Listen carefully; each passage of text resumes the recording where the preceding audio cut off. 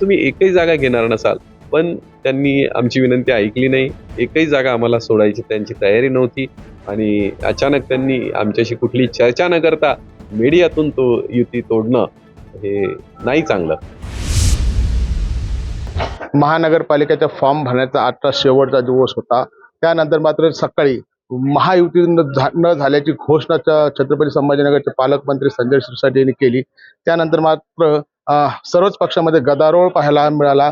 आज मात्र भारतीय जनता पार्टीच्या पक्ष कार्यालयामध्ये अनेक इच्छुकांनी मात्र नाराजी व्यक्त केली. अनेक महिलांनी या ठिकाणी येऊन राडा देखील केलेला आहे. यावर बोलण्यासाठी माझ्यासोबत जिल्हाध्यक्ष किशोर शितोळे आहेत. आपण त्यांच्याशी जाणून घेऊ.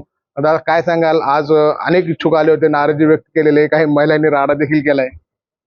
हे बघा, मी भाजपचा जिल्हाध्यक्ष, पालक आहे मी त्यांचा.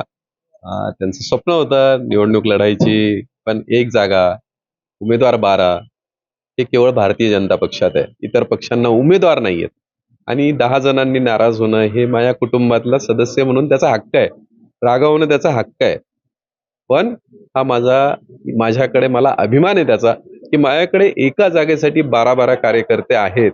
हे भारतीय जनता पार्टीचं सामर्थ्य आहे. कुठेतरी सकाळी पालकमंत्री बोलताना तुम्ही शिवसेनेला अंधारात ठेवून दगा दिला, असं देखील आरोप तुमच्यावरती केलेले.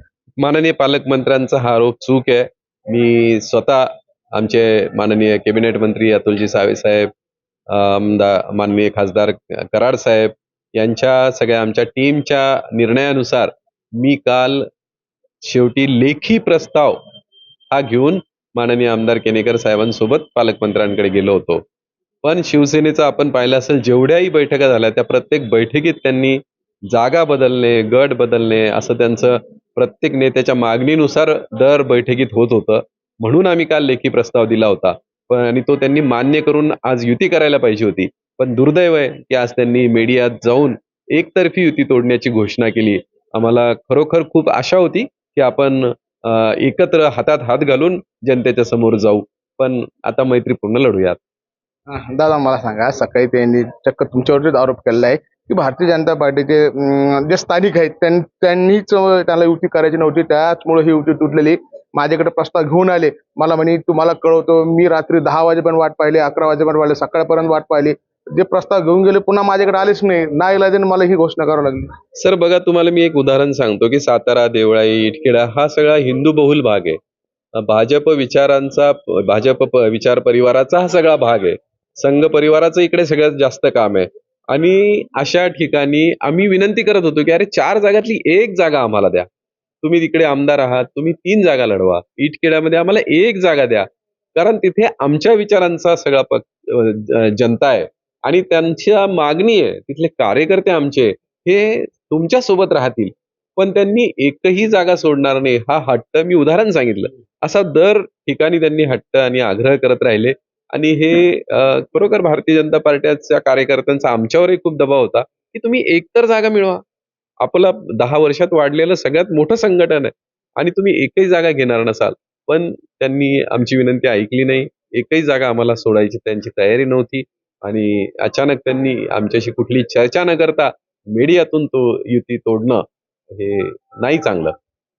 ते म्हणले की आमची तारांबळ होईल, कारण की आम्हाला वेळ लागेल बीबी फॉर्म वाटप करण्यास किंवा काही कार्यकर्त्याला जमाजमी करण्यास. मात्र भारतीय जनता पार्टीने अंधारातून ईबी फॉर्म वाटप केलेले आहे. त्यांची पूर्ण तयारी झाली होती आणि कुठेतरी जाणून बुजून आम्हाला भेटी धरायचं होतं. आम्हाला अंधारात ठेवून त्यांनी सगळा कार्यक्रम केलेला आहे. मुख्यमंत्री आणि उपमुख्यमंत्री हे दोघंही तयार होते. मात्र भारतीय जनता पार्टीचे काही नेते स्थानिक काही केलेले आरोप नाव घेतले नाही. मात्र काही लोक मुख्यमंत्री देखील ऐकत नाही असे शब्द वापरले.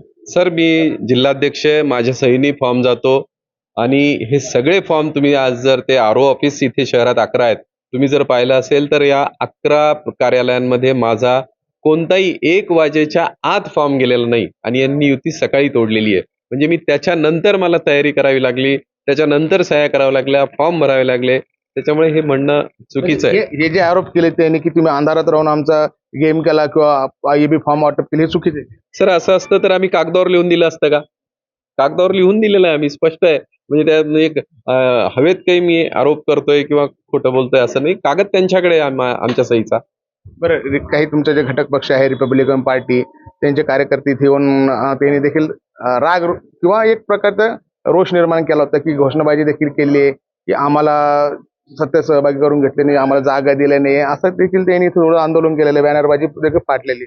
बघा, जर काल शिवसेनेनी प्रस्ताव मान्य केला असता, 80 जागांचं वाटप झालं असतं, 40 त्यांना 40 आम्हाला, तर आमच्या 40 जागातून आम्ही आरपीआय आणि राष्ट्रवादीला काही जागा देणार होतो. पण काल ही रचना होऊ शकली नाही आणि मी मान्य करतो, की मग त्या सगळ्या धावपळीमध्ये मी आरपीआयला जो शब्द दिला होता काही जागा देण्याचा, त्याच्याऐवजी मला आरपीआयचे जिल्हाध्यक्ष नागराजजी गायकवाड यांना एक जागा देता आली आणि आरपीआयच्या सोबत आम्ही काम करणार आहे. त्यांची थोडी नाराजी पण ती दूर होईल. जे अंतर्गत पक्षामध्ये नाराजी, ते नाराजी दूर करण्यात तुम्ही यशस्वी व्हाल. सर, मी म्हणालो ना, भारतीय जनता पार्टी मोठं कुटुंब आहे. पण ह्या कुटुंबामध्ये आमची संघटना आहे, आमच्याकडे कॅडर आहेत, आमच्याकडे सगळे वेगवेगळ्या स्तरावर पदाधिकारी आहेत, नेते आहेत. त्याच्यामुळे ह्या सगळ्या नाराजी व्यक्त केलेल्या कार्यकर्त्यांची समजूत काढण्यासाठीची मोठी फळी आमच्याकडे आहे. आमच्याकडे ह्या कुटुंबातला कोणताही सदस्य कायमचा नाराज राहणार नाही, हे मी ग्वाही देतो. सर, शेवटचा प्रश्न विचारतो, की या युती तोडण्यास कोण कारणीभूत आहे? युती कोणी तोडली आणि झेंडा कोणाचा फडकला?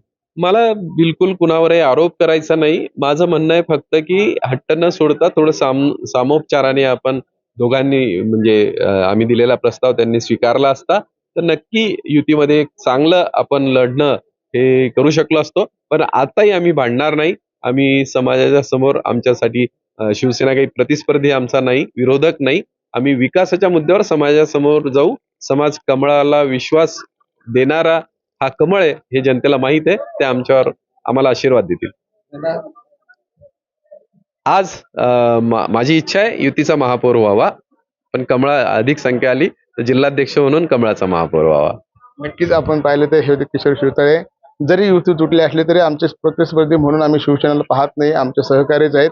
आणि ज्यावेळेस निवडणुका होतील, निकाल जाहीर होईल, त्यानंतर मात्र महायुतीचाच महापौर होईल. किंबहुना जर सीट जास्त आले तर नक्कीच भारतीय जनता पार्टीचा महापौर बनेल, असा विश्वास देखील किशोर शिवतळे यांनी व्यक्त केला आहे.